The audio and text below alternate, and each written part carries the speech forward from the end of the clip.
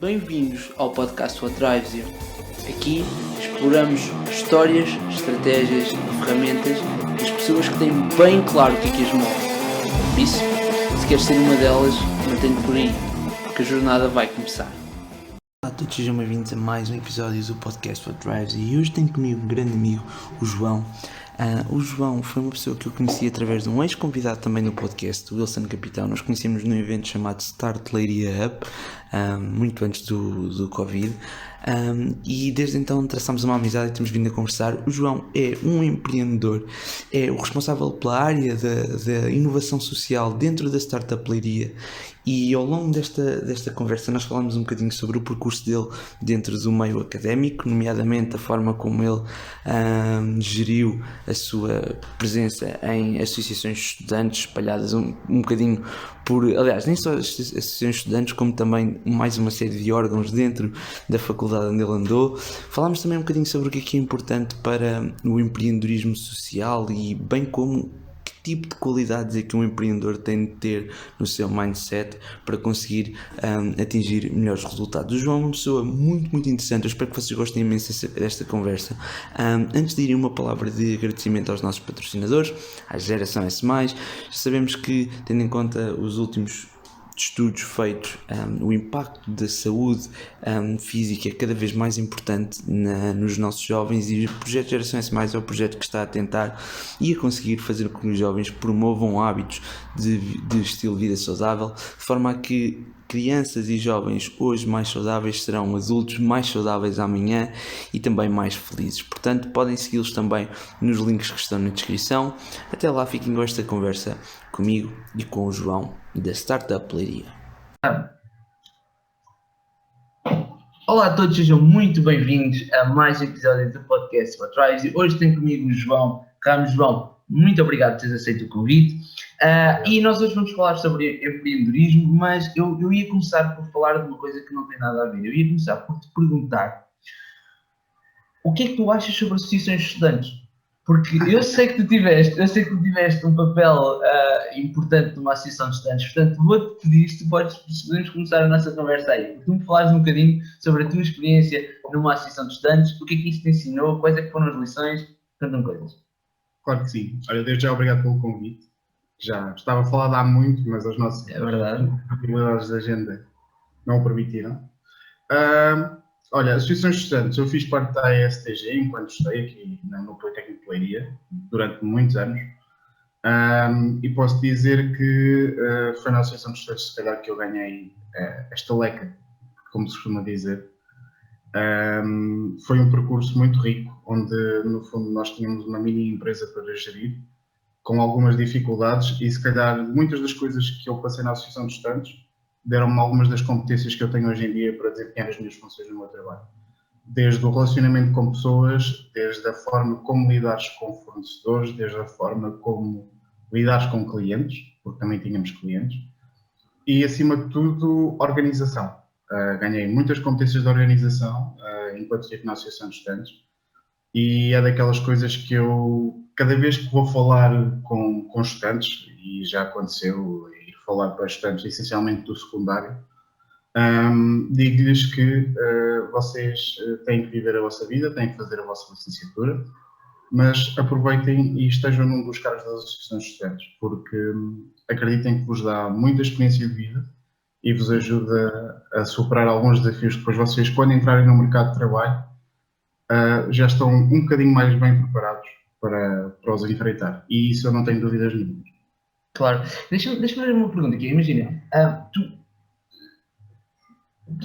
tu sais do secundário, entras para a associação de estudantes, entraste logo no primeiro ano?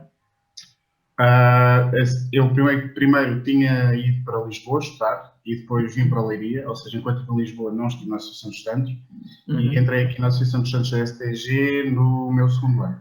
Ok, ou seja, imagina, porque tu estavas a dizer tipo, que aprendes a gerir com clientes, aprendes a gerir com parceiros, aprendes a gerir também as próprias equipas, as próprias pessoas, mas imagina, tu vinhas do secundário sem grande experiência, presumo eu, a fazer isso. Ok, descreve-me um bocadinho como é que foi o choque, ou seja, sentiste que houve um choque em que de repente agora tenho que me ajustar, e qual é que foi o processo que utilizaste para conseguir aprender a fazer isso melhor? Eu acho que primeiro que tudo foi o medo e uma responsabilidade. Nós na altura estávamos a representar 5.000 estudantes.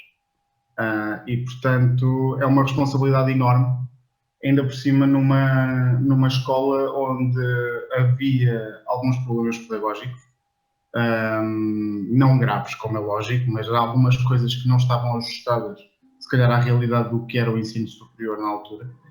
E foi um bocado aquele choque do medo, ok, estas pessoas depositaram aqui a confiança em mim, primeiro de tudo ao escolherem para fazer parte da lista candidata, e depois, quando tu estás lá, tens que representar 5.000 estudantes.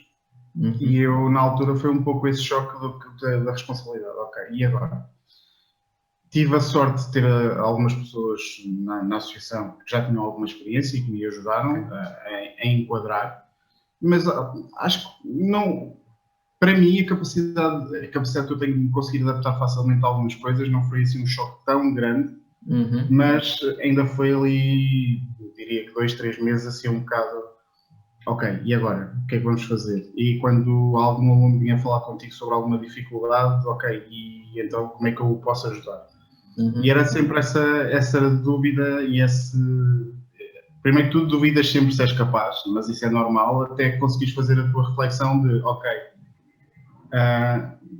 eu estou aqui, escolheram-me e depositaram esta confiança em mim por alguma razão, e portanto vamos a isso. E acho que é esse o espírito que tu tens de ter, é conseguires perceber o que é que tu podes fazer e de que forma é que tu podes fazer. E quando tu consegues perceber isso, é simples e é fácil. Claro, excelente.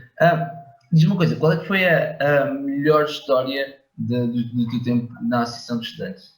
Olha, há muitas histórias, principalmente dos eventos académicos, porque nós organizávamos as semanas académicas e eram semanas que não dormíamos e que era muito duro.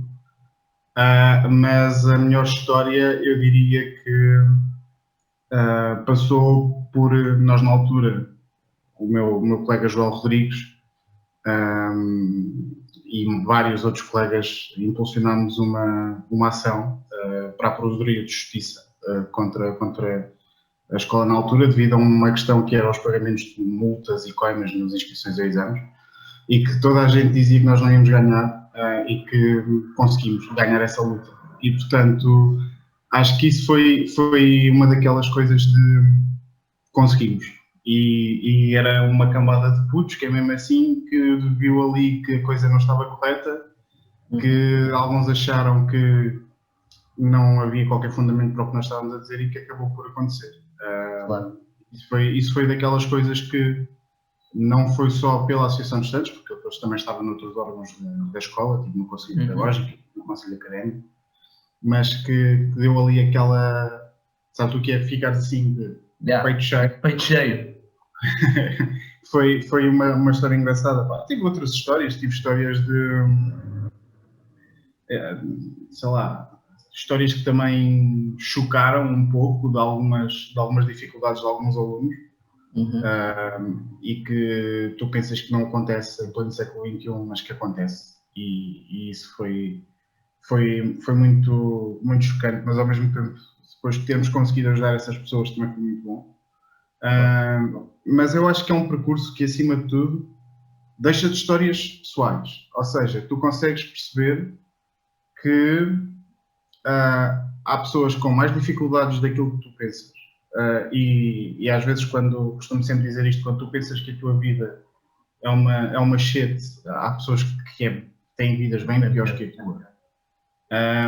E temos algumas histórias, eu e toda a gente que passamos por lá, temos algumas histórias muito gratificantes porque temos conseguido ajudar muitas pessoas a resolver problemas que tinham. Fosse o problema de não se inscrever a uma cadeira, ao problema de ter dificuldades para pagar propinas. Isto acontecia e portanto, temos muitas histórias que são muito giras, outras muito tristes, mas que depois tiveram finais felizes. Claro. E é uma experiência excelente. Deixa-me fazer-te aliás, fazer ainda outra pergunta antes, que imagina, tu estavas a dizer, foi associação de estudantes, foi conselho pedagógico, foi uma série de coisas. Tu sempre tiveste essa vontade de abraçar coisas e de fazer coisas, ou foi uma coisa que foste desenvolvendo? diria que desde o secundário que eu tive esta vontade de querer fazer e organizar e fazer acontecer. Eu venho de um meio muito fechado, pequeno, que eu nasci na Guarda e cresci lá e estive lá até aos 18 anos. E havia sempre aqueles grupinhos daquele pessoal fixe, digamos assim, do secundário e, portanto, na altura não entrei em nenhuma associação de estudantes e tive a ajudar na altura foi na parte da comissão de finalistas, que existia muito na altura enquanto eu estava. Pronto. E depois, quando estive a estar em Lisboa, também estive a colaborar, não como membro efetivo, mas ajudava em alguns eventos da associação académica na faculdade onde eu estava. E o bichinho foi crescendo. E o bichinho de ir fazendo coisas foi crescendo. Também na Guarda estive envolvido na criação de uma associação lá do bairro e, portanto, também foi desde aí começou sempre esse bichinho. Okay. Mas acho que é uma coisa que vai crescendo em ti. E lá está, eu comecei pela Associação de Estudantes, depois fui para o Conselho Pedagógico, depois estive na Comissão Científica ou Pedagógica do curso, depois estive no Conselho Académico, portanto, passei por muitos sítios, porque lá está, quando tu entras numa coisa e começas a ver e a fazer acontecer e ver que, ok, o teu esforço faz sentido, começas a ganhar aquela coisa de queres meter em mais coisas, em mais coisas, em mais coisas e vês a obra feita e isso é muito bom e acho que foi um pouco uma bola de neve, que foi começar numa coisa e ir crescendo, ir crescendo, ir crescendo e lá está, e foi o fazer acontecer e foi mesmo isso que nós na altura conseguimos fazer, foi entrar ali numa fase inicial e depois ir crescendo até depois perceber que se calhar às vezes também está na altura de sair e quando chegou a essa altura também saí com aquele espírito de missão cumprida. Excelente. Além da Associação de Estudantes, ou seja, no teu percurso de faculdade, houve alguma lição que te tenha marcado? Ou seja, o que eu quero dizer com isto? Há muitas pessoas que, quando eu pergunto quais é que são as principais lições que te levas da faculdade, as pessoas falam precisamente nisso, olha, entrei para uma associação de estudantes e fiz isto e fiz aquilo. No teu caso, tens um capítulo todo dedicado a essas questões. No percurso de faculdade, além de matéria em si, houve mais alguma coisa que tu tenhas aprendido, mais alguma lição ou alguma questão? Eu acho que a faculdade tu tens, eu costumo dizer que há dois perfis. Há aqueles que vão para lá para fazer o curso em 3 anos, nesta altura, que basicamente é o que fazem, é ir às aulas todas e não vivem. E depois há pessoas como eu que a faculdade para mim foi uma história de vida, digamos assim. Foi eu ter saído na altura de um curso em que estava completamente desmotivado e que depois tive alguns problemas pessoais também que fizeram com que eu saísse. E depois, quando entro aqui em Leiria, consegues encontrar primeiro que tudo as pessoas certas para te apoiarem, as pessoas certas para serem aqueles que eu ainda hoje considero meus amigos. E acho que a lição que eu tenho é que para mim foi uma história de vida e é daquelas coisas que eu vou recordar para sempre todos os momentos que eu passei pela associação e pela escola. Eu não tirei assim uma lição, sei lá, aquela coisa clichê de viver e fazer acontecer. Não. Eu acho que é mais o percurso que tu escolhes fazer. Porque lá está, para mim a lição que se calhar maior que me deu foi aprender e ter as capacidades de quando cheguei ao mercado de trabalho, se calhar já houve coisas que não me chocaram. A parte, por exemplo, o cumprir horários, se calhar ter que trabalhar um bocado até mais tarde porque não consegues acabar uma coisa, o espírito de missão quando tu estás envolvido num projeto. E isso foi o resumo e foi o sumo, digamos assim, que eu tirei desse meu percurso na associação. Ok. Eu ainda estava a pensar, até que ponto é que tu achas que o facto de na associação de estudantes de seres muito novo e teres a experiência de chegarem as pessoas jovens ao pé de ti com problemas e tu ires resolver, até que ponto é que isso não influenciou o teu percurso e acabares a fazer aquilo que fazes hoje em dia com empreendedores? Sem dúvida. Eu acho que influenciou e muito.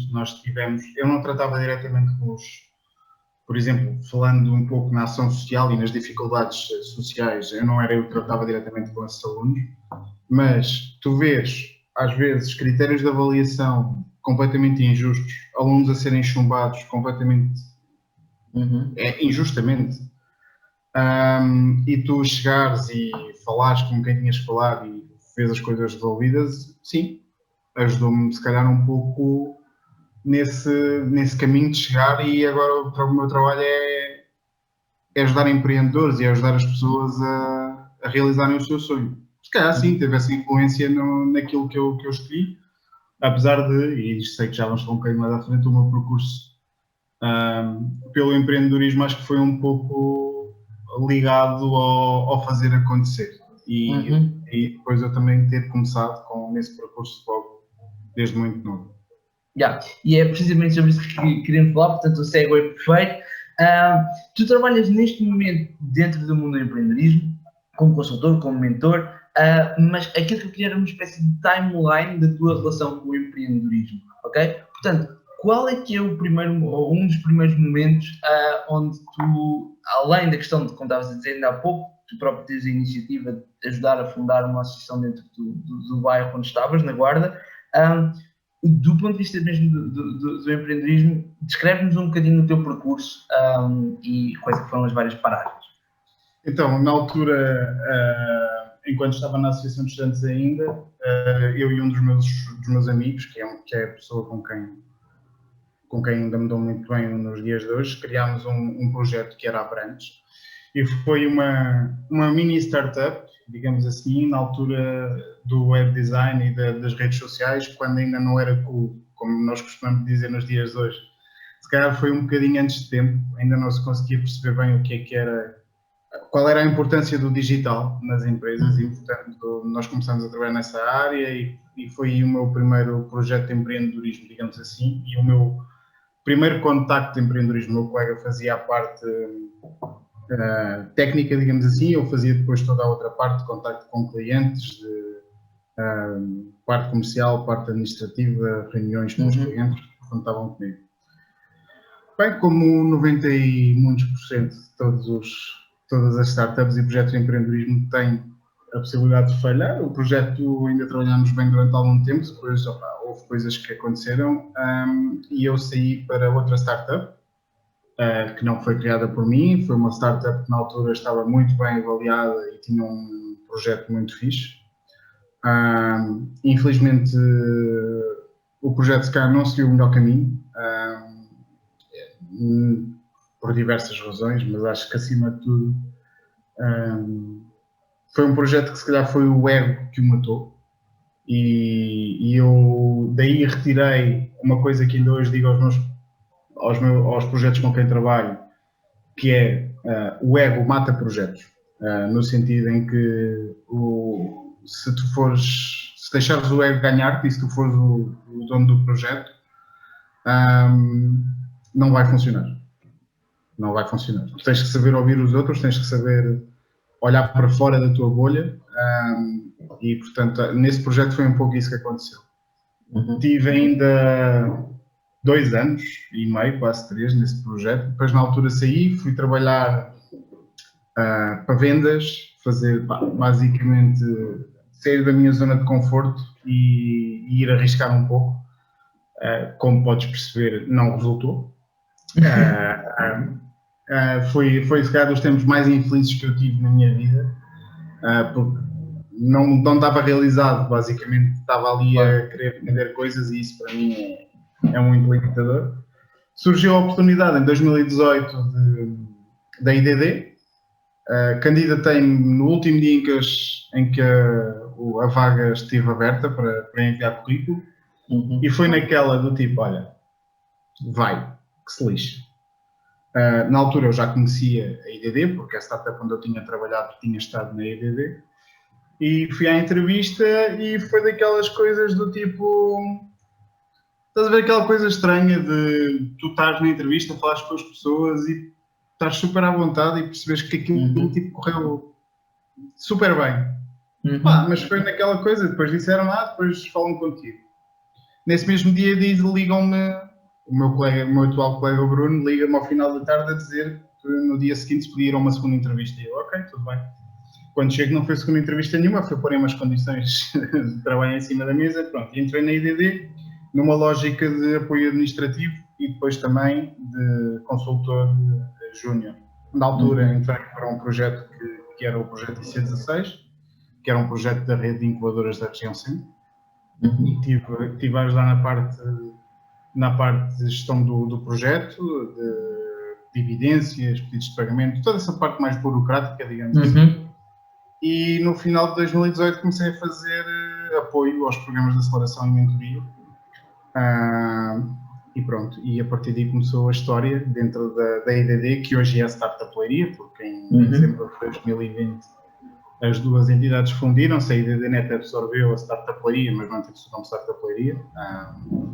E a partir daí comecei, desde 2018 comecei a fazer mais parte de mentoria.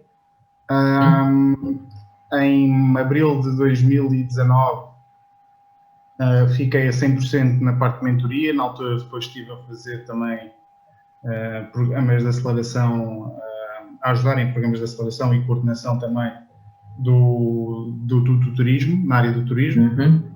Em junho de 2019 fiz aquilo que eu acho que foi a transformação que eu precisava, porque se calhar já estava naquele momento de esgotamento para o trabalho com startups tradicionais. Foi fazer o bootcamp de inovação social do IES, e eu sei que já tiveste aqui pessoas que estiveram ligadas ao IES, a Joana e a Inês. Na altura o bootcamp não foi com elas, foi com o Carlos e com o resto da equipa. E foi aquela coisa do... Estás a ver aquele clique do eu quero fazer isto, quero trabalhar isto. Como tu disseste há pouco, eu acho que o empreendedorismo é uma missão. E ajudar os empreendedores é uma missão ainda maior. E tu na inovação social estás a ajudar empreendedores a ajudar outras pessoas, a resolver problemas sociais que muitos daqueles que se calhar depois vão ouvir e ver este podcast não fazem a mínima noção que existem em Portugal. Não fazem a mínima noção. E eu que já trabalho nisto desde junho de 2019, portanto já vão 2 anos a trabalhar exclusivamente na inovação social, ainda hoje fico chocado com alguns números que me aparecem. E portanto, fiquei super apaixonado pela área. Na altura depois havia uma pessoa que tinha sido contratada para trabalhar com a inovação social, essa pessoa foi de licença, eu assumi interinamente, digamos assim, o cargo, e em dezembro de 2020, dezembro de 2019, janeiro de 2020, fiquei eu a coordenar este projeto, que é o Leiria Social Innovation Hub, que é o nome do projeto, mas que nós denominamos agora de Startup Leiria Inovação Social, que é um projeto financiado pelo Portugal Inovação Social e tem o Politécnico de Leiria como investidor. E nós estamos ali no campus 5 do Politécnico, junto ao hospital, num espaço muito giro. E pronto, e por aí continuo e por aí vou continuar. É um projeto que neste momento é uma missão, eu não diria pessoal, mas se calhar é daquelas coisas que muito dificilmente eu largaria neste momento, porque é uma paixão. Conseguires, neste momento já ajudamos, sei lá, alguns 50 projetos ou 60 projetos na boa. Nós tivemos 2 bootcamps, um deles onde tu estiveste e que viste a quantidade de pessoas que lá estavam, e portanto nós tivemos 2 bootcamps com 40 participantes em cada um. Já vamos no 3º programa de aceleração com 45 participantes.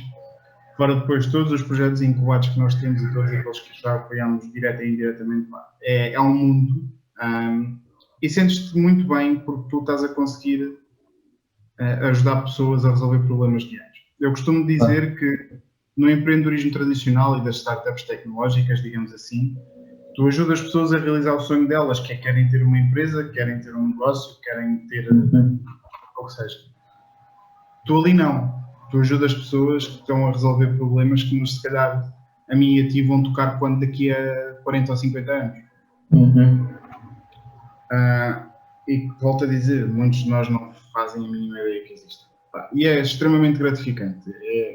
É uma paixão que eu tenho, que dou muitas horas do meu dia àquilo, porque é aquele sentimento mesmo de missão. Missão. Deixa-me, ou seja, imagina, como tu tens um percurso bastante longo e aquilo que eu queria agora discutir um bocadinho era o papel do empreendedor, ou quais são algumas coisas importantes dos empreendedores terem em conta, mas depois, acima de tudo, dedicar algum tempo precisamente à questão da inovação social. Aliás, acho que começávamos por aí. Para as pessoas que nos estiverem a ouvir e não souberem as bases do que é a inovação social e que projetos é que são esses, faz assim uma espécie de one-on-one para o pessoal perceber do que é que estamos a falar. Então, nós consideramos iniciativas de inovação social iniciativas que resolvem problemas sociais, sejam eles relacionados com idosos, com crianças, com saúde, que são em que o Estado não intervém ou tem uma intervenção limitada, que são inovadores pela sua implementação, e aqui o que é que dizemos por implementação? Se são mais eficazes ou mais eficientes do que as soluções que já existem, e que tem que ter uma palavra que é aquilo que eu luto diariamente com todos os projetos, que é sustentabilidade. E esta sustentabilidade não é ambiental, é financeira também. Tem que se tirar de vez a ideia de que é o Estado que tem que financiar iniciativas sociais. Este projeto do Portal de Inovação Social surgiu nesse sentido, é quase como se fosse um projeto piloto da União Europeia para a introdução desta temática da inovação social. E para além disso, para finalizar, e a cereja no topo do bolo do que é um projeto de inovação social, um projeto tem que ter impacto. E o que é um impacto tem que se medir que a intervenção realmente resulta.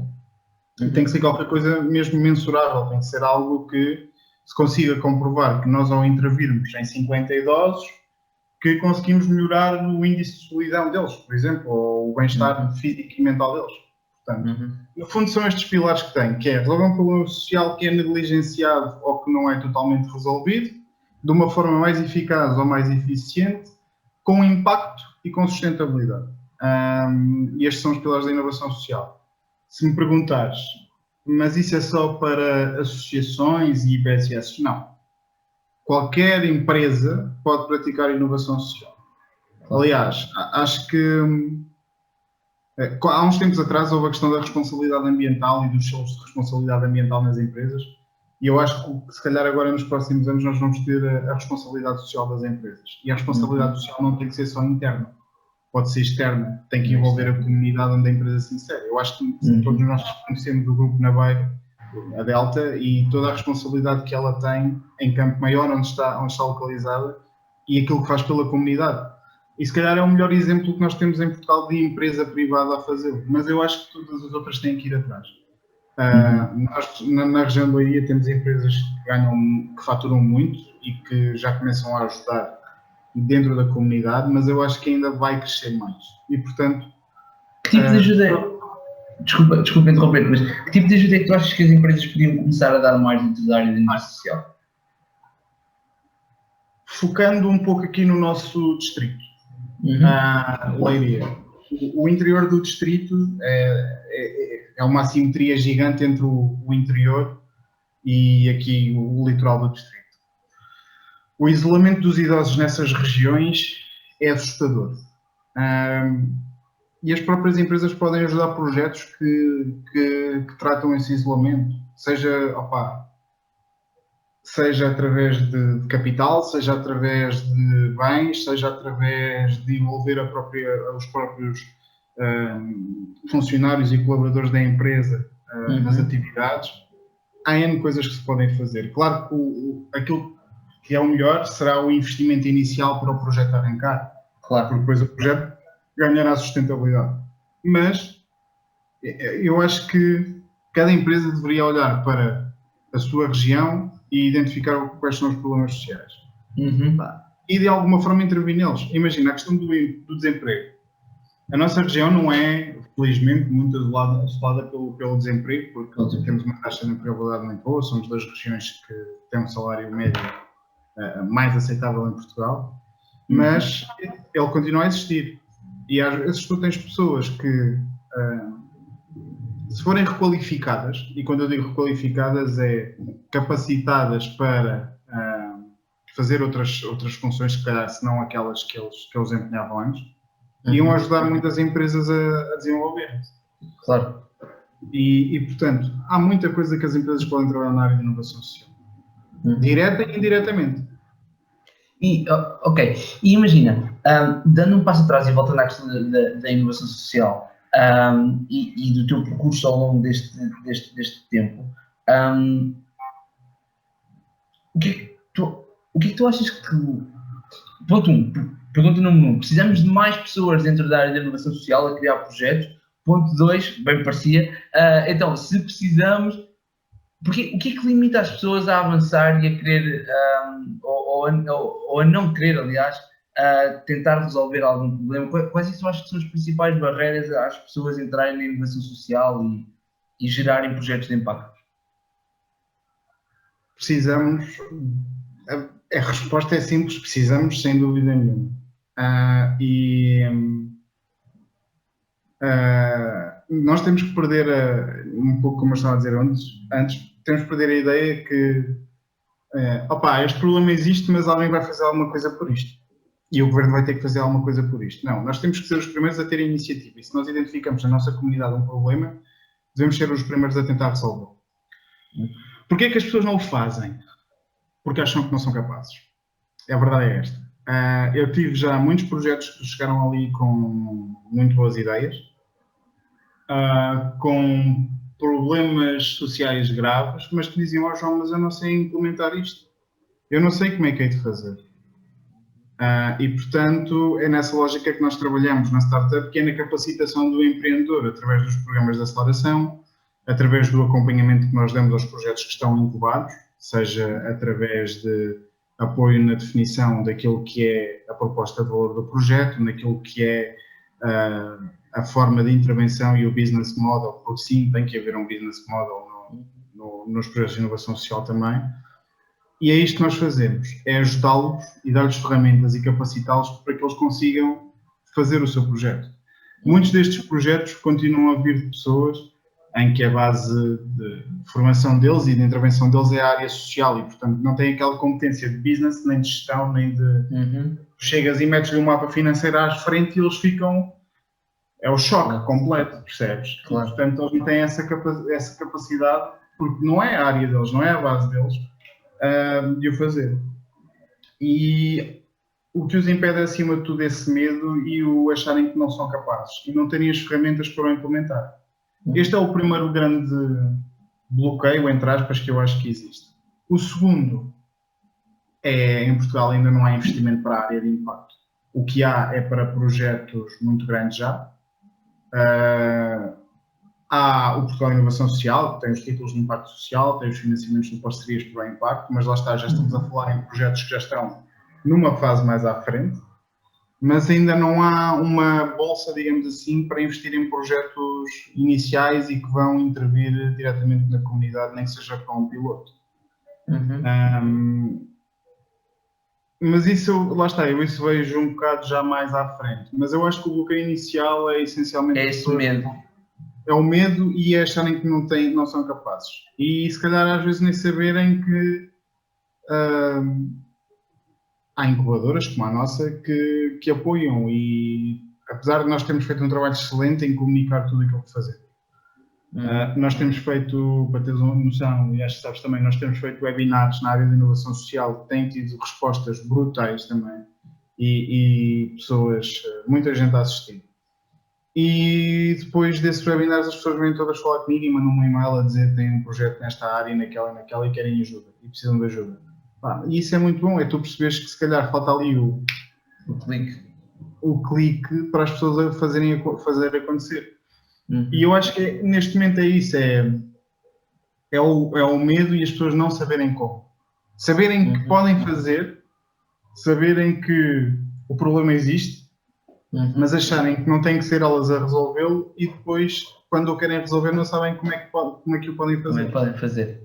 Ok. E isso leva-me ao tópico que eu queria também falar contigo e aproveitar, porque como tu estavas a dizer, tu já tens uma experiência bastante nessa área, já trabalhaste com imensos projetos, e há uma coisa que eu gosto sempre de discutir contigo, que é a questão do mindset empreendedor. Ou seja, se nós estivéssemos aqui como exercício teórico, se nós fôssemos construir o cérebro do empreendedor perfeito, ok? Ou seja, não digo do empreendedor perfeito, mas aquela ideia de que a partir de agora, a partir do momento em que uma pessoa é empreendedora, vai ter estas características, ok? Quais é que tu achas que são características fundamentais de estarem presentes no seu mindset? Olha, o primeiro é não ter medo de arriscar. O segundo, e vai um pouco no seguimento do que eu tinha dito, é o ego não mandar. Eu acho que é muito importante saber ouvir. Eu acho que às vezes a paixão tolda a visão nos empreendedores. E eu já disse isto a muita gente e às vezes ficam chateados comigo quando eu digo isto, que é, tu não podes ser o CEO ou não podes ser a pessoa que toma as decisões executivas no teu projeto, porque a tua decisão vai ser sempre a tua paixão que vai mandar e não vai ser a tua razão. Porque tu queres fazer acontecer e gostas muito, mas tu não tens uma equipa que é capaz de fazer acontecer, e também voltando um bocadinho atrás à pergunta que me fizeste há pouco, às vezes o facto de não terem equipa também leva a que as pessoas não avancem com as suas iniciativas de inovação social. Mas o facto de tu teres a paixão a mandar em ti e não conseguires definir metas que são reais para fazer acontecer, vai fazer com que tu queiras fazer tudo ao mesmo tempo e quando tu queres fazer tudo ao mesmo tempo não dá. Vai falhar. Porque não falhas só numa atividade, vais falhar em todas. Se falhas em todas, o projeto falha. E eu acho que é muito importante quando se tem quando se é empreendedor, que é saber ouvir, não ter medo de arriscar, ser realista QB, não ter a ideia de que todos os projetos de empreendedorismo são Teslas e são SpaceX e são Facebook. Não é. E eu acho que a humildade tem que ser um pilar muito grande no mindset empreendedor. Todos os empreendedores de sucesso que eu conheço pessoalmente, e nós em Leiria temos alguns, que têm projetos que já receberam rondas de investimento de milhões, continuam a ter sempre a humildade como um dos pilares. E têm outra coisa em comum, que é conseguiram saber ouvir aqueles que interessavam. Eu posso dizer isto, o Nuno Fonseca da Sound Particles costuma dizer isto muitas vezes, que é, tu podes ter 10 mentores ou teres 10 pessoas que percebem muito da área onde tu trabalhas e todas vêm falar contigo e tu às vezes até podes estar, porra, este gajo, sempre o mesmo discurso e não sei o quê, mas desses 10, se tu fores buscar um bocadinho de cada um, vais ter uma influência muito grande para o teu projeto. Não tens que ouvir tudo, tens que ouvir se calhar ali partes de cada um, mas isso vai-te ajudar a desenvolver o teu projeto. Quer seja pela maneira como eles dizem que tens que abordar os clientes, quer seja pela parte tecnológica, quer seja pela parte de gestão de recursos humanos, há toda uma envolvência e a questão do saber ouvir é muito importante no empreendedor. Sabes, não deixa de ser. Eu acabei, antes de gravar este podcast, estava a ter uma reunião, estava precisamente a discutir isso com outra pessoa, que é a ideia de, eu acredito que muitas vezes os empreendedores, e atenção que eu mesmo tendo essa noção, às vezes ainda caio nesse erro, atenção, não estou a dizer que já descobri a fórmula porque não descobri, mas eu acho que o que acontece muitas vezes é os empreendedores acabam por ligar a sua identidade e o seu valor ao projeto que têm. Portanto, eu deixo de ser o João, eu passo a ser o meu projeto. E quando essa relação acontece, aquilo que muitas vezes acaba por acontecer é quando vêm pessoas de fora dizer, atenção, porque o teu projeto precisa de mudar X para conseguir crescer, eu vejo isso como um ataque pessoal. E então não vou ouvir e não vou... Por isso é que eu estava a dizer, João, nós não podemos ter os egos ligados aos projetos, porque isso vai dar asneira, para não dizer uma palavra mais feia. Acredita que vai. Todos os projetos que eu conheço em que o ego do CEO ou do CTO é que mandava, falhava. A verdade é esta. Imagina, e eu não sei se tens ou não, podes não ter, mas se de repente tu tens aqui à frente, imagina que neste momento só estão a ouvir este podcast pessoas que têm projetos com web, ok? Tipo, e eles pensam, ok, este tipo está aqui a dizer para não deixar o web tomar conta, ok. Como é que eu faço isso? Já viste alguém que era uma dessas pessoas que tinha uma ligação muito forte com o ego e acabou por conseguir dar a volta? E se sim, o que é que utilizou? Ou que forma é que conseguiu fazer? Não aconteceu? Solução mais fácil é darem o controlo das decisões executivas do projeto a outra pessoa. É a decisão mais fácil e mais simples. Porque a ideia, imagina isto, a ideia é tua. Tu tens tudo na tua cabeça. Imagina que agora estamos no teu podcast e o podcast é teu. Mas tu de repente começavas a querer desbandar e a querer fazer voos super altos, mas não tens capacidade, porque o podcast é teu e é só tu. Yeah. E eu chegava aqui e dizia-te, olha João, não vai funcionar porque tu não tens capacidade, não tens equipa, não tens isto. Tu ouvias-me? Estás-me a perguntar diretamente a ti? A mim? Sim. Pá, o podcast ouvia.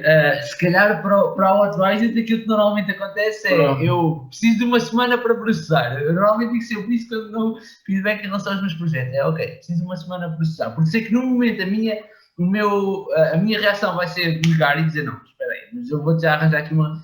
E normalmente esse foi a forma como eu encontrei, que é porque, e devo-te muito a ti, porque quando eu entrei para a parte mais do empreendedorismo puro e duro das startups, das associações, fui-lo na altura a convite do Wilson, e até foi no Startplayer Up que nós nos conhecemos, e as conversas todas que tivemos, que eu tive o prazer de ter contigo, ajudaram muito para quando fui fundar a WebDrives e avançar com isso, ter sempre isso em conta. Ou seja, eu ainda hoje tenho uma vozinha aqui atrás, quando temos de tomar decisões, em que não estou a falar sério, em que me lembro de ti e pensar, ok, tenho que ter cuidado para não sei o quê. Então, a forma como eu pessoalmente encontrei é, no momento em que vem um feedback que não está a ser aquilo que eu quero, ou aquilo que eu estava à espera, a minha ideia é, preciso de uma semana para pensar. E porquê uma semana? E partilhei esta estratégia, depois teria todo o gosto em ouvir as tuas, mas aquilo que eu faço é, ok, eu sei que neste momento eu vou dizer que não, portanto eu vou ouvir aquilo que estás a dizer, eu vou escrever aquilo que estás a dizer, e a seguir vou escrever num papel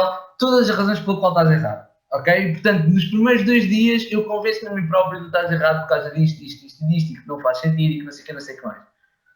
A seguir a fazer isto tudo, e durante 2 dias me convencer que eu é que tenho razão, vou dedicar 2 dias a pensar onde é que ele pode estar certo, o que é que ele pode, qual é o elemento que ele pode ter razão, ok? E a seguir, quando já pus tudo num papel sobre porque é que tu estás errado, de repente na minha cabeça há um espaço para perceber, ok, onde é que ele está certo. E normalmente depois, durante esses dias a seguir, aquilo que eu faço é perceber, ok, realmente o João pode ter essa perspectiva, está-me a dizer isto, e eu posso não concordar aqui, mas se calhar concordo ali, se calhar, o João tem toda a razão aqui, eu nem sequer estava a ver, se calhar aqui é uma das coisas que eu acho mesmo que ele não tem razão por causa disto, isto e isto. Então, e passado uma semana vou-te devolver, vou dizer, estou a pensar, e o que me parece é isto e isto, não concordo com isto, não concordo com isto. Essa foi a forma como eu encontrei, precisamente porque sei que se seguir o momento que vai aparecer, não sabes o que estás a falar, ok? Mas depois de tanto tempo ouvir de ti e outros a dizer atenção, olha a flexibilidade, ajusta, cuidado com a ligação, este foi o mecanismo que eu encontrei. Parece-me um excelente mecanismo, mas voltando à tua pergunta, que é o que é que eles podem fazer? A parte mais fácil foi, como eu disse, é contratar alguém, um CEO, para ser essa pessoa a tomar as decisões executivas. Vai ser muito duro, porque tu pensas que estás a abdicar do controle do teu projeto, quando na verdade não é isso. Tu só estás a dar mais controle para que o teu projeto seja executado. Ok? Porque sabes que existe sempre essa coisa de para que é que eu vou contratar um CEO? Ele vai querer tomar a minha posição. Não, o CEO vai definir um projeto de execução do teu projeto, fazendo a redundância, e vai ajudar com que o teu projeto seja executado.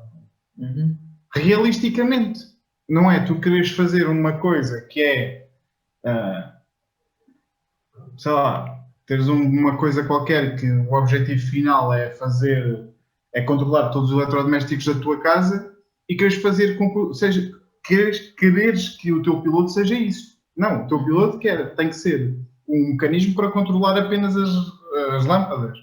ou para controlar só o micro-ondas, ou para controlar só a máquina de lavar, e depois sim, vais ter a fase final. E o problema do empreendedor muitas das vezes é que o que eu quero fazer é isto. Isto é o final. E não sabem o que é o piloto, não sabem o que é o MVP, não sabem o que é que tu tens que ganhar dinheiro ou começar a ter algum ganho de câmbio para conseguir chegar ao produto final. E portanto, o teu produto final é aquele e o teu foco vai ser aquele. Mas tu não vais querer fazê-lo logo à primeira. Primeiro tu vais querer fazer uma fase inicial, depois fazes uma fase intermédia que já controlas mais qualquer coisa. E depois sim, vais ter a tua casa toda controlada por um mecanismo central. Mas aí, João, deixa-me só fazer aqui um bocadinho de pushback em nome dos empreendedores que estão a ouvir. Que é, ok, mas sério, porque isto é uma questão. Eu percebo o que estás a dizer e faz todo o sentido. E por exemplo, nós para o What Drives, claro que o meu sonho era no final de um ano ter a escola montada com 7 cursos. Estás a perceber? Nós neste momento estamos com um curso e isso ainda me custa hoje, pensar que só temos um, mas pronto. Foi precisamente por causa disso, porque tive que saber ouvir e pensar, ok, se vais tentar fazer 7 cursos não vai resultar, foca em fazer um primeiro. Agora, eu acho que há um outro medo dos empreendedores e que eu às vezes sinto isso, e acredito que não sou só eu e que há outros que partilham disso, que é, ok, aquilo que tu estás a dizer faz sentido, mas a questão é, além da questão de ser, eu tenho este plano e é isso que eu quero fazer, é a questão do, eu não sei se quer ser suficiente para depois eu conseguir sobreviver, entre aspas, percebes? Ou seja, muitas das vezes aquilo que eu sinto com alguns empreendedores é o MVP ou ser pequeno demais, ou mesmo no projeto social, tu estavas a dizer, um dos exemplos que tu disseste, eu não sei se isso é um exemplo concreto ou não, mas era tipo, ok, ajudámos 50 idosos na questão do isolamento. Yeah. Tipo, o meu primeiro pensamento quando tu disseste isso foi 50 não é nada, é pouca gente, claro que são 50 pessoas cuja vida é mudada, isso é fenomenal, mas a questão é, eu acho que ainda há muito na cabeça, e pode ter a ver com o que eu estavas a dizer, de os Teslas e os SpaceX e os Facebooks, não é? Mas automaticamente a primeira coisa que me aparece na cabeça é, mas para eu ter alguma credibilidade eu não posso ajudar 50 pessoas, eu tenho que ajudar para aí 300, 400, 500 para conseguir ter um mínimo de credibilidade para dizer, atenção, isto é um MVP, eu estou a caminhar para. Sabes o que eu quero dizer? E eu respondo a isso de uma forma muito simples. Ninguém consegue mudar o mundo todo de uma vez. Epá, a verdade é esta, porque tu não vais conseguir fazer um projeto. Imagina, o projeto dos 50 idosos que eu estava a dizer foi inventado, mas 50 idosos. Para tu teres uma intervenção de 50 idosos, tu precisas de uma equipa para aí de 15 pessoas. Estás a ver? E portanto, tu se queres desenvolver, no teu caso é mais, não desenvolves produto, mas se tu quiseres desenvolver produto, tu não vais conseguir sozinho, sem dinheiro, ou com outra pessoa, tu e outra pessoa, desenvolver um produto que te faça, que tire imperiais e faça pipocas ao mesmo tempo. Percebes? Isso não interessa. O que tu interessa, e eu percebo a questão do mas isto é tão pouco, mas se tu venderes 50 placas destas que vão controlar as luzes ou que vão controlar tipo um eletrodoméstico, se tu venderes 50, vais ter dinheiro para desenvolver uma segunda versão. E depois, quando tu desenvolves a segunda versão, vais vendê-la e vais ter dinheiro para chegar à fase final. Percebes? Eu digo sempre, isto é uma questão de escadas. Tudo para desenvolveres um negócio é uma questão de escadas, que é o beachhead, o beachhead é um termo que foi usado na Segunda Guerra Mundial no dia D, não sei se sabes, que era qual é que era a praia que eles iam atacar para desembarcar, ou seja, o beachhead, ok? E portanto, tu tens, o teu beachhead é aquilo que tu vais atacar primeiro, que é qual é que é a parte do teu negócio que é mais fácil de entrar. O que é que tu consegues desenvolver primeiro? De uma forma mais rápida, mais simples, e que te vai trazer se calhar, mais rendimentos imediatos. Okay? E é isso que depois vai ajudar a desenvolver todo o teu negócio. Eu percebo a cena do, mas isto é tão pouco. Mas tu não consegues mudar o mundo de uma vez. É impossível, ninguém consegue. E depois há ainda outra questão, que é um dos medos gigantes dos empreendedores, que é, se eu não for rápido a desenvolver isto e se não desenvolver isto tudo de uma vez, vai chegar alguém e rouba uma ideia. Se tu tens medo de roubar a ideia é porque tu não acreditas a sério no teu projeto. Isso É tão simples quanto isto. Se tens medo de roubarem a ideia, é porque não acreditas a sério no teu projeto. É porque alguma coisa está errada. E às vezes é estes medos todos juntos que fazem que tu queiras fazer tudo de uma vez e depois à bosta. Pá, curto e grosso é isto que acontece. Sabes que eu acho que outra coisa, e lá está, mais uma vez, e isso foi uma coisa que eu tive que aprender, e tive que aprender com pessoas como tu, precisamente esta ideia de. Porque imagina, quando tu consegues implementar um projeto que muda a vida a 50 idosos, 50 jovens, 50 pessoas, as pessoas dentro do mundo do empreendedorismo conseguem valorizar essas 50 pessoas porque sabem o trabalho que envolve essas 50 pessoas. O quão difícil é. A questão é, o comum mortal, entre aspas, 50 pessoas é a malta que está na festa da terra, estás a perceber? E a questão é, eu acho que uma das principais dificuldades de empreendedor é ver esta transição. Entre tu percebes que 50 pessoas na terra é pouca gente, 50 pessoas que compram o teu produto é muito bom, é uma excelente forma de começar. Quantas pessoas utilizaram o PayPal no primeiro meio ano? Não faço ideia. Muito poucas. Pois. O que é o PayPal hoje? Exato, exatamente. Mas o que é que o PayPal permitiu um senhor chamado Elon Musk fazer? Exato. Opá, a verdade é esta. Claro. Percebes? É que tu não consegues ter logo toda a gente a usar a tua solução, ou não consegues, ou focando aqui no empreendedorismo social, tu não consegues ajudar o teu público-alvo todo de uma vez. Claro. Percebes? Tu tens, em Portugal, se calhar, pá, eu não quero estar a exagerar, mas mais de 30% dos idosos em Portugal, se calhar muito mais, aliás, eu tenho estudos de certeza no meu computador que falam sobre isto, mas mais de 30% dos idosos em Portugal sofrem de isolamento. É horrível. Não vêm pessoas durante semanas. Pá, tu não vais conseguir intervir logo com toda a gente. Tu tens de começar numa zona mais próxima de ti, intervires com estes, implementares o teu piloto e depois na inovação social tu podes fazer duas coisas, que é, ou tu vais intervir e vais alargar a tua atuação no território, ou venderes no impacto. O que é vender o impacto? Tu agarras a tua solução, vais vender a outras associações ou outras entidades, capacitas essas pessoas e assim é uma forma de sustentabilidade do teu negócio. E que é o franchising social, entre aspas, que é uma coisa tão simples, mas que é tão difícil de fazer perceber isto aos empreendedores sociais que às vezes chateia-me, porque é muito simples de fazer. Mas lá está.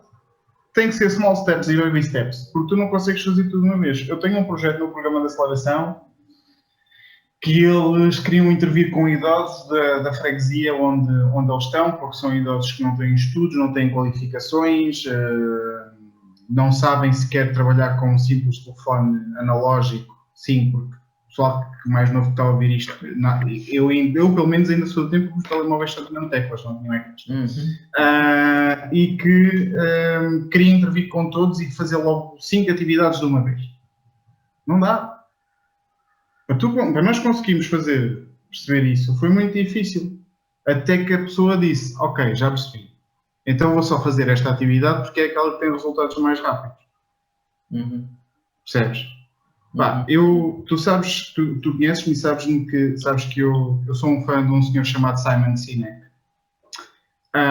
E portanto, eu cada vez que há muitas dúvidas sobre aquilo que tem que se fazer, eu só lhes digo, olha, start with why.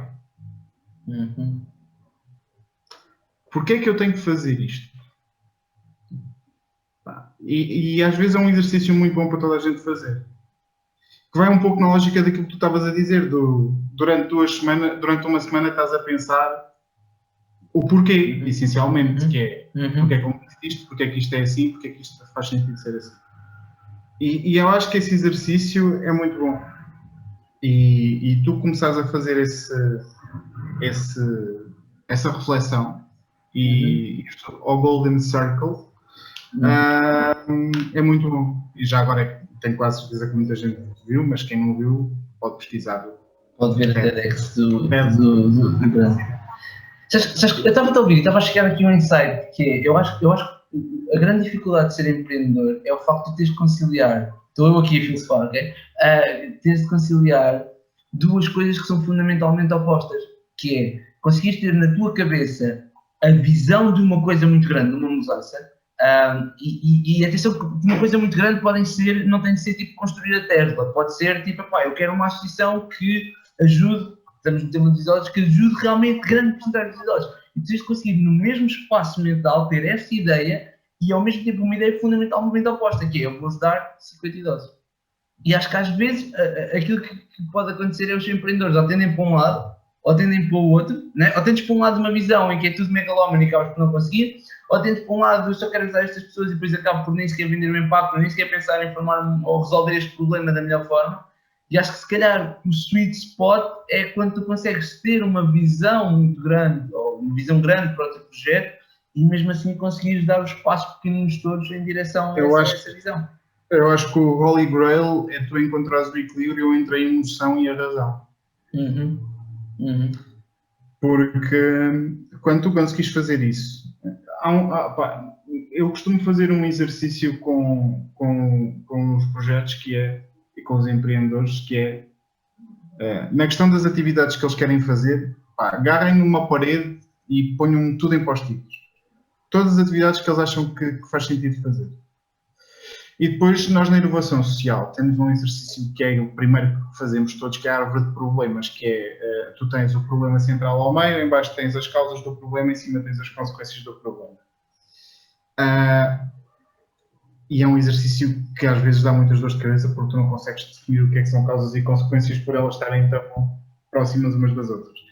Mas que depois deles fazerem essa árvore de problemas e estar fechada ou praticamente fechada, eu digo-lhes, vocês ponham todas as atividades que querem fazer numa parede. E agora, ponham a vossa árvore de problemas ao lado. E vejam de que forma é que estas atividades vão intervir nas causas ou nas consequências do problema. Porque o problema central tu nunca vais resolver. Ele vai existir sempre. A verdade é esta, como eu disse há bocado, nós não conseguimos mudar o mundo de uma vez. E de que forma é que estas atividades vão intervir na causa no problema? Porque senão vai estar a correr o risco de criar uma coisa que se chama smartphone, que em vez de nos vir a resolver problemas, só nos vai criar problemas. O smartphone não era necessário. Bastava teres um telemóvel normal para tu estares contactável todo o dia. Certo? Em qualquer lugar. Até que o Sr. Steve Jobs disse isto era fixe, era ter um ecrã e nós conseguimos aceder ao e-mail e trabalhar. E hoje em dia é uma dependência para toda a gente. E eu falo de mim. Eu sou um smartphone dependente porque é uma ferramenta de trabalho que eu tenho. Claro. Mas, ao contrário do empreendedorismo que se desenvolveu, que é vamos criar gadgets e coisas XPTO só para o pessoal usar e tipo uma lógica quase de consumismo, não é, mas é quase. Na inovação social não. Tu vais ter que ter uma solução que intervém realmente num problema que existe, ou numa causa de um problema que existe, ou mitigar uma consequência do problema que existe. E, portanto, este exercício que nós adaptamos na inovação social, acho que era muito interessante qualquer empreendedor fazê-lo. Que é, não é ter só uma ideia de, eu quero fazer isto, porquê? Porque é fixe. Porque vou ter aqui uma aplicação XPTO que vai permitir saber quantos passos é que eu dou desde que me levanto da cama até vou dormir até ir dormir. Percebe? A outra é dizer isso, tu encontraste um problema que é, não há uma formação, uma capacitação dos miúdos para outras áreas, para o ensino não formal, chamemos-lhe assim, ou para a educação não formal, e percebeste que isso existe. E é um problema. E a causa do problema é o ensino que está mais do que standardizado há dezenas de anos, a não haver flexibilidade dos currículos. Quais são as consequências? Os putos não saem preparados da escola. Muito basicamente esta é a tua árvore de problemas. Sim. E portanto, encontraste o sweet spot para conseguir, com aquilo que queres fazer e as atividades que queres fazer, para resolver esse problema. E acho que este exercício é muito interessante todos fazerem, que é qual é que é o problema que eu quero resolver? E o que é que eu vou fazer para isso? Percebes? Porque tu ao fazeres isto, ao fazeres as atividades e teres as atividades todas relacionadas umas com as outras, vais conseguir perceber o que é que pode ser o teu MVP, quanto é que ele vai custar, o que é que vais precisar. Claro. E João, olha, diz, termino. Vês tipo o encadeamento da coisa. A Ou seja, sequência começas lógica. nesta atividade e vais acabar no final.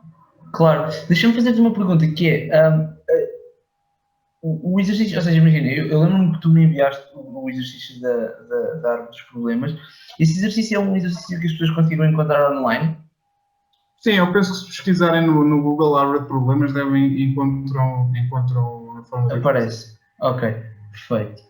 Então nós ainda vamos procurar e deixar no link da descrição. João, este exercício parece-me esta dica final da árvore de problemas parece-me um sítio incrível para nós fecharmos a nossa conversa. Antes de fazer a pergunta final, se as pessoas quiserem entrar em contato contigo para colocar alguma dúvida, para dizer qualquer coisa, qual é o melhor sítio para o fazer? Podem me enviar um e-mail para o joão.ramos@startuplaria.com.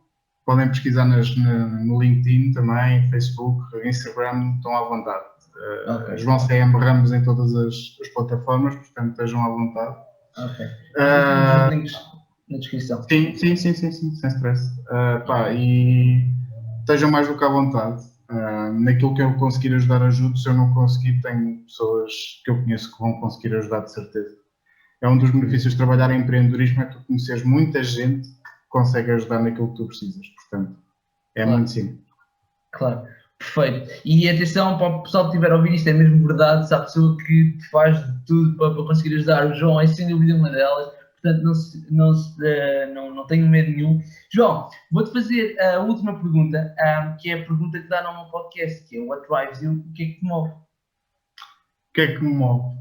Olha, acima de tudo, o que me move é uma missão. E a missão é conseguir ajudar todos aqueles que têm sonhos e que querem resolver problemas a realizá-los. Trabalhar na área de empreendedorismo foi uma escolha minha, mas eu digo que foi a escolha muito acertada. Porque lá está, não tenho dias monótonos, todos os dias são diferentes e todos os dias te aparece um novo desafio e uma nova pessoa para te ajudar. E portanto, neste momento, o que me move é esta missão em ajudar pessoas. E acredito que ao final do dia isso é muito gratificante. Claro, acredito. João, obrigadíssimo por teres aceito o convite. Para o pessoal que estiver a ouvir, já mais uma vez só reforçar, o João realmente é uma pessoa que está 100% disponível. Nós vamos deixar os links na descrição para vocês poderem aceder e qualquer dúvida entrar em contato com o João. Podem também já agora deixar uma review do podcast na vossa plataforma de podcast favoritas. Nós agradecemos e vemos no próximo episódio. Obrigado.